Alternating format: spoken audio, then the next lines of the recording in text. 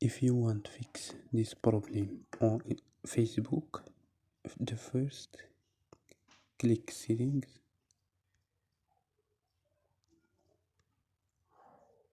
and click apps and notifications. Click apps, search Facebook or Lite, Facebook Lite,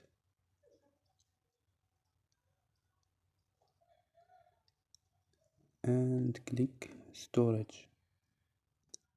Don't forget the Facebook code and click manage space.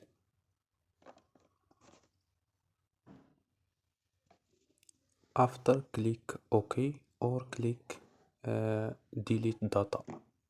So don't forget like and subscribe. Bye.